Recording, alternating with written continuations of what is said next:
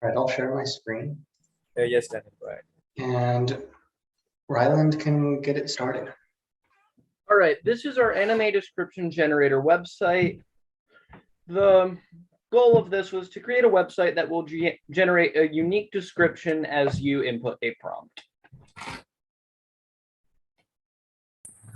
This product will serve as both entertainment for its user as well as inspire them to create their own storylines.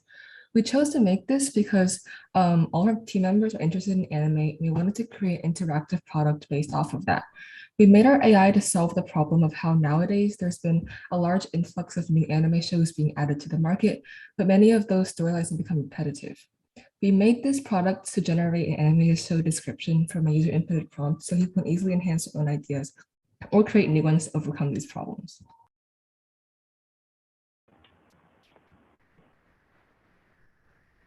The first step of the process was finding and preparing data to be used by the model. We found a data set on Kaggle, which is a website that has tons and tons of community published data.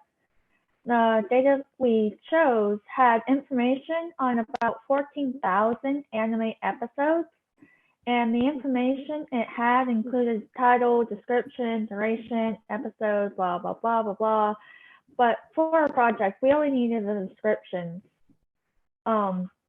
After dropping the unnecessary data and getting rid of the animes that had no entry for their descriptions, we ended up with about 8,000 usable entries. To prepare the data to be parsed by the model, we removed stock words and tokenized what remained, which means we were left with only the most important parts of the descriptions, like keywords, grammar, and meaning. After that, the data was ready to train the model. The model that we chose was the GPT-2 model. We chose this because it was the most accessible open source text generation model. So what we did was we trained our model at 300, 3,000, and 5,000 steps respectively. But we saw that the 3,000 steps one, which took approximately 35 minutes, was the best one because when we went up to 5,000 steps, we got pretty much the same result. But some of the problems that we faced while training our model was the fact that it took an incredibly long amount of time to train. And since multiple people would be trying to train the model at the same time on our CoCalc server, it would crash very often.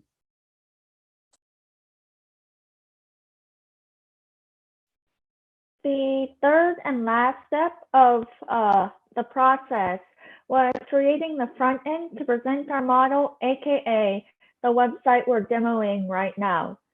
Our website was built with HTML, which makes the structure and substance of the website, CSS, which makes the website look pretty and format well, and JavaScript, which has not been demonstrated yet, but is present in the carousel, in the team carousel, and the try it out page.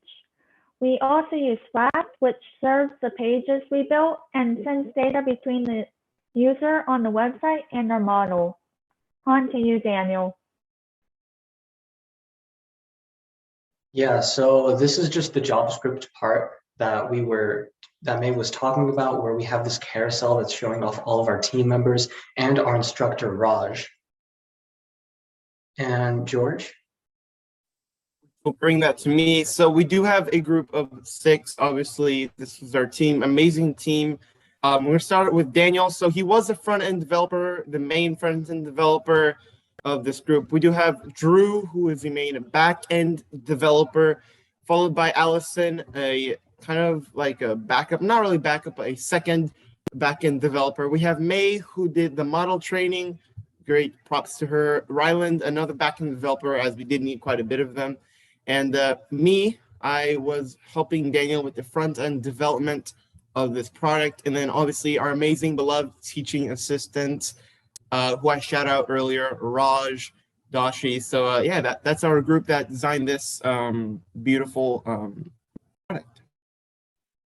Yeah, so there's a GitHub link at the bottom here if anyone wants to look at the source code for this. And we also have everyone's profiles linked as well. So now that we've talked about how we got here, I want to do a demo for the product. So anyone want to say like a little prompt for the anime in chat? Well, and then let's say we want to generate 2 descriptions, and we can set a certain temperature.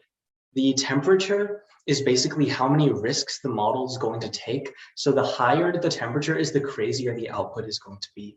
I guess I'll just leave the temperature where it is now. Okay, I'll take Kilogram O's idea of just guy gets hit by truck. And sure, max temperature, why not? So when I hit generate text, it's going to send a post request to the Flask server that we've made. And the server is going to respond to that by using all these parameters, the prompts, the amount, and the temperature. And it's going to spit out 2 descriptions. This one kind of failed. It only put a dot, but it kind of looks like an anime description. You have like a bunch of names and everything. This is like Dragon Ball or something. So yeah,